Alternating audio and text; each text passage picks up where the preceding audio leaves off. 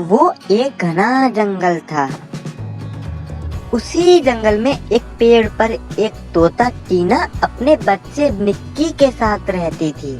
टीना बहुत ही दयालु और परोपकारी स्वभाव की पक्षी थी। उसके आधे चेहरे पर जख्म के दाग हो गए थे।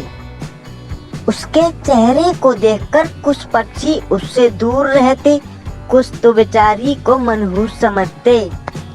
यहाँ तक कौवे भी उसे देखकर मोह चिढ़ाते थे। अरे रे रे रे रे रे, इसका चेहरा सुबह सुबह देख लिया, आज का दिन तो बेकार हो गया। इस टीना को तो सवेरे सवेरे घोंसला में बैठना चाहिए। अपना बदसूरत चेहरा लेकर सामने आ जाती है और हमारा दिमाग खराब कर देती है। टीना तोता ने कल्लू और मीरा की बातें सुन ली। उसे बड़ा कष्ट हुआ। वह चुपचाप अपने घोंसले में चली गई। माँ, ये क्या, तुम दाना खाना खाने के लिए बाहर निकली थी, फिर अंदर क्यों आ गई? मुझे बहुत भूख लगी है, जल्दी जाओ ना, मेरे लिए कुछ खाने को लाओ। हाँ मेरे बच्चे, मैं जा रही हूँ, तुम्हारे लिए खाना लेकर ही आऊंगी। टीना उड़कर गई और एक छोटा सा अमरूद लेकर आ गई। बेटा, ये खा लो, मैं तुम्हारे लिए दूसरा अमरूद लेकर आती हूँ। रीना अमरूद के पेड़ के पास पहुँची तो वहाँ पर काला कौवा बैठा हुआ था। अरे, ये मनहूस यहाँ भी आ गई।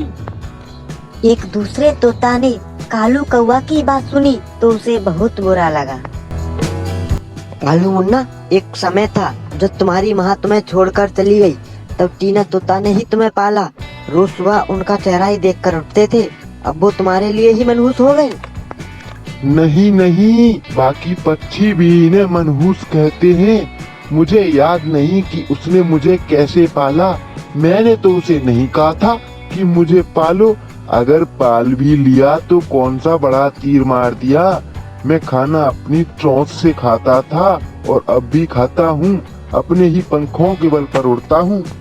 जिसने तुम्हें माँ की तरह पाला, आज उसके लिए ऐसी बातें सोचते हो? सच कहूँ तो तुम सबसे बड़े एहसान फरामोश हो। जो ममता के एहसान को भुला सकता है, वो भगवान को भी दगा दे सकता है। सच कहूँ तो तुम्हारे साथ बात करके भी पछता रहा हूँ। तुम मुझे ज्ञान मत सिखाओ, मुझ पर किसी का एहसान नहीं है। उधर टीना तोता ने एक अच्छा सा अमरूद तोड़ा और उसे लेकर अपने बच्चे के पास आ गई। मेरे प्यारे बच्चे, ये लो खाओ। मैं अब नहीं खाऊंगा, वहाँ पर रख दो। टीना माँ बड़े प्यार से अपने बच्चे को निहार रही थी। माँ, इस तरह मुझे क्यों देख रही हो? जाओ ना, घूम कर टहल कर आओ। माँ, तुम्हारे दूसरी तरफ का चेहरा बड़ा भद्दा लगता है। पता नहीं तुम्हारे चेहरे को क्या हो गया है, कुछ बोल नहीं रही हो। जाओ ना, यहाँ से मुझे आराम करना है।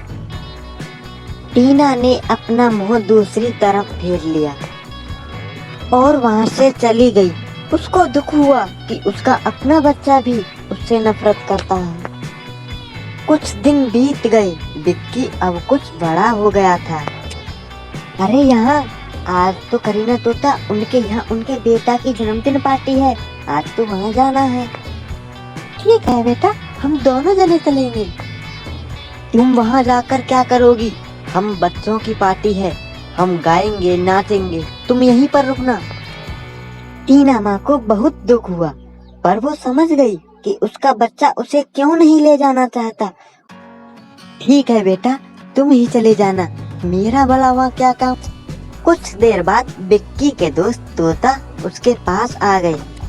बेटा, अपने दोस्तों को अंदर बुला लो, इसके बाद तुम साथ में जन्मदिन की पार्टी में चले जाना। माँ, तुम थोड़ी देर के लिए बाहर चली जाओ, मैं अपने दोस्तों के साथ चला जाऊंगा, फिर तुम आ जाना। टीना माँ चुपचाप बाहर चली गई। वह जान गई कि उसके भद्दे चेहरे की वजह से उसका बेटा अपने दोस्तों के सामने उसकी मौजूदगी पसंद नहीं कर रहा है। अरे यार बिक्की, तुमने माँ को बाहर क्यों भेज दिया? कोई ऐसा करता है क्या? दोस्त याद रखना, माँ से बड़ा इस दुनिया में कोई रिश्ता नहीं है। माँ भगवान का ही स्वरूप होता है। तुम्हारी माँ तो देवी स्वरूप है। मुझे याद है जब हम लोग छोटे थे तो मेरी माँ दाना खाना लेने के लिए बाहर गई थी और तूफान और बारिश होने के कारण उन्हें आने में बहुत देरी हो गई थी। हमें बहुत भूख लगी थी। टीना माँ ने ही हमें अपने बच्चे की तरह खिलाया, पाला और संभाला। मैं क्या करूं दोस्त, मेरी माँ का एक दाग बहुत डरावना लगता है। मैं स्वयं भी उनके चेहरे के बदसूरत दाग को देखना नहीं चाहता। सभी पक्षी मेरी माँ को मनहूस कहते हैं। बिटकी, तुम बहुत बड़े पागल हो। अपनी माँ को बदसूरत कहकर बहुत बड़ा महापाप कर रहे हो। जो दुनिया में सबसे मूल्यवान और अच्छी खूबसूरत होती है ना, उसे ही माँ कहते हैं। भगवान ने भी माँ का बहुत सुंदर वर्णन किया है। जिस माँ के चेहरे के लिए तुम ऐसी बात सोचते हो, उसकी सच्चाई पता है क्या तुम्हें? क्या है सच्चाई? जब तुम छोटे थे ना, तब जंगल में आग लग गई। पेड़ की ऊपर की डाली टूटकर तुम्हारे घोंसले पर आ रही थी। तुम्हें बचाने के लिए टीना माँ ने तुम्हें हटा दिया, जबकि डाली ने उनके चेहरे को पूरी तरह घायल कर दिया। टीना माँ तुम्हें सुरक्षित देखकर अपना दर्द भूल गई। टहनी की वजह से उनके चेहरे पर दाग बन गया। तुम इस बात से अपने आप को कोई दोष ना दो, इसीलिए टोनी माँ ने यह बात तुम्हें कभी नहीं बताई। सच कहा दोस्त, मैं महापापी हूँ। जिस माँ ने मुझे पाला पोसा, उसी माँ से घृणा करता रहा मैं माफी के काबिल भी नहीं हूँ कि माँ मुझे माफ कर देगी।